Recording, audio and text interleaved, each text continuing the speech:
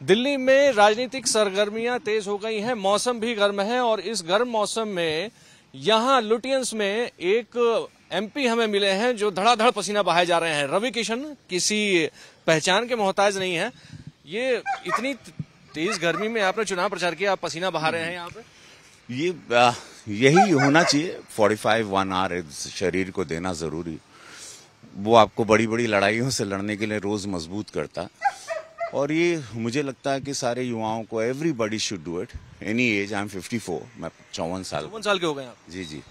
सो ये मेरी, लोग कहते हैं कैसे तुम 3 महीने चलते रहे, 550-600 सभाएं नुक्कड़ कैसे की इस गर्मी में। तो यही चीज हमको बचाए रखी उस लू से, उस गर्मी से, और पॉजिटिविटी रखी। इतनी सारी नेगेटिविटी जो चल रही थी पूरे देश में विरोधियों द्वारा, और उस नेगेटिविटी को गोरखपुर में एंट्री करने नहीं दिया। वो झूठ का जो भी था, संविधान बदल देंगे, वो झूठ, खटाखट झूठ, ये सारे झूठ को गोरखपुर मंडल में एंट्री होने नहीं दिया इसी सारी शक्तियों ने। और शिव की शक्ति बहुत काम आई। कहावत है, the more you sweat in training the less you bleed in war. तो आपकी ट्रेनिंग लग रहा है बहुत ज्यादा थी गोरखपुर के लिए। या बिकॉज मुझे पता था कि कुछ अजीब सा कुछ आ रहा है। हवा में महसूस तो हो ही गया था कि कुछ, क्योंकि बहुत साइलेंस रखा था। सब कुछ इन लोगों ने प्रिपेयर्ड किया था बहुत टाइम से। इनके 26 वॉर रूम, इनके 26 आईटी सेल, भाजपा का 1 वॉर रूम, 1 आईटी सेल। तो वेल प्लान्ड इन लोगों की, बहुत वेल स्क्रिप्टेड था ये अपोजिशन का प्रहार।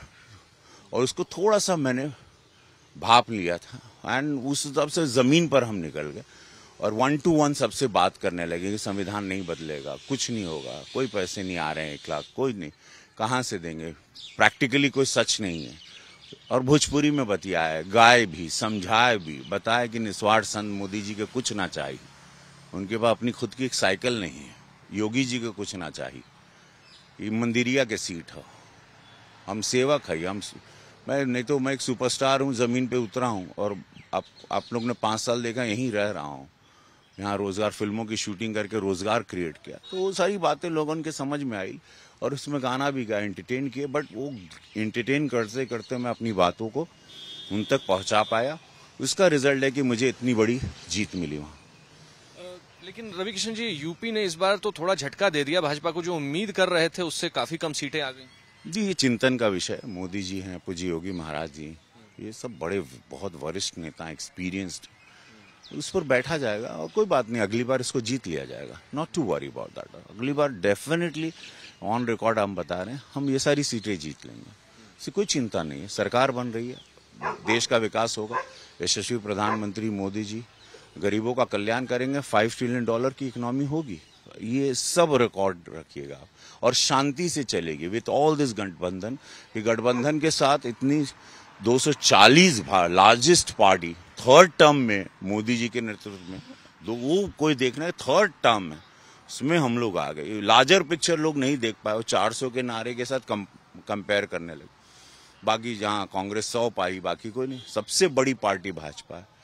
फिर सरकार बन रही 9 तारीख 10 को, जब भी शपथ हो जाएगा, और फिर देश वैसे ही स्मूथली उसी तरह चलेगा और सबका कल्याण होगा। क्योंकि सोच ही निस्वार्थ है। जब हमारे विश्व के सबसे बड़े नेता एक निस्वार्थ संत हैं, then nothing to worry about. किसी भी, मैं मेरे सभी चाहने वालों को बोलता हूँ, यकीन माने बहुत स्मूथ होगा, बहुत स्मूथली ये सरकार चलेगी। मैं आपको दावा करता हूँ। आप लोग कसरत करते रहें, आप लोग बस मस्त रहें, अपने आप को प्यार करें, देश को प्यार करें।